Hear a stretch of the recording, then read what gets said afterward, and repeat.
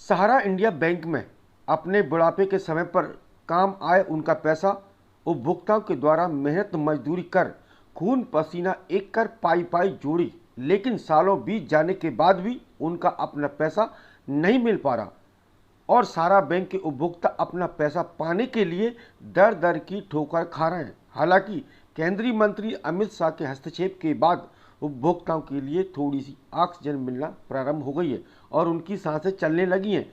वहीं विदिशा के civil line थाने में सहारा के निवेशकों को बुलाकर उन्हें रिफंड पोर्टल के बारे में जानकारी दी जा रही है। इस संबंध में हमने सहारा इंडिया के निवेशक और सिविल लाइन थाने के टीआई योगेंद्र दांगी से चर्चा की। उन्होंने इस संबंध में विस्तार से जानकारी दी। विदिशा से खबर रोज नई खोज के साथ कमल रैकबार की रिपोर्ट।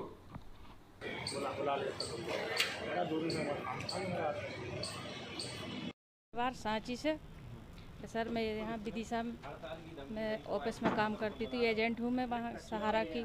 सर, अब मेरा भी लगभग कम से कम 20 लाख रुपया फंसा है इसमें और मेरे कस्टमरों का भी फंसा है। तो सर अब 10-10 हज़ार देने को तैयार हैं, लेकिन अभी वो भी लगभग में है, लेकिन अब आगे तो कुछ पता भी नहीं है होगा या नहीं है। आज सर इसीलिए बुलाया था, इन्होंने कुछ जानकारी पोर्टल की जानकारी देने के लिए बुलाया था, किस तरह से फॉर्म भरो पोर्टल पर, ये जानकारी के लिए। कुमार जैन। यहाँ पर सिविल लाइन थाने में किस तरह की कार्रवाई चल रही है? आज टीआई साहब ने हमको बुलाया था तो थाने में उनको पोर्टल की जानकारी उनको देना थी। एक पोर्टल लागू किया गया है जो सहारा से भुगतान के लिए है, तो उस पोर्टल की जानकारी के लिए साहब ने बुलाया था कि ये सब जानकारी ये आई है, इस तरह से हमको पोर्टल में भुगतान के लिए लगाना है।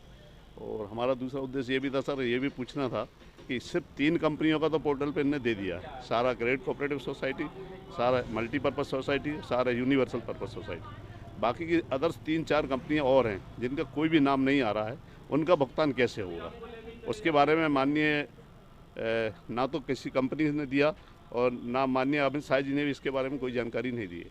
हम लोग यही चाहते हैं सर, बाकी कंपनियों का पैसा भी हम लोगों को मिले, वो भी सहारा की कंपनियां हैं, हम वो चाहते हैं उसका भुगतान हो, वो बात हमें रखना थी।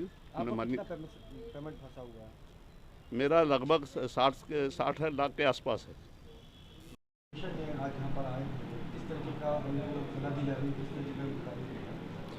देखिए, ऑनरेबल सुप्रीम कोर्ट के द्वारा जो गाइडलाइंस दी गई हैं, CRCS रिफंड पोर्टल सहारा का जो स्टार्ट किया गया है सोसाइटीज़ का, तो उसमें हितग्राही अपना पैसा या निवेशक अपना पैसा कैसे प्राप्त कर सकते हैं, इस संबंध में हम उनको आवश्यक गाइडलाइंस जो हमें दी गई हैं उस संबंध में हम उन्हें जानकारी दे रहे हैं, ताकि जिन लोगों ने अपना पैसा उसमें इन्वेस्ट किया है और सरकार के द्वारा जो पोर्टल स्टार्ट किया गया है उनके संबंध में उनको जानकारी प्राप्त हो सके।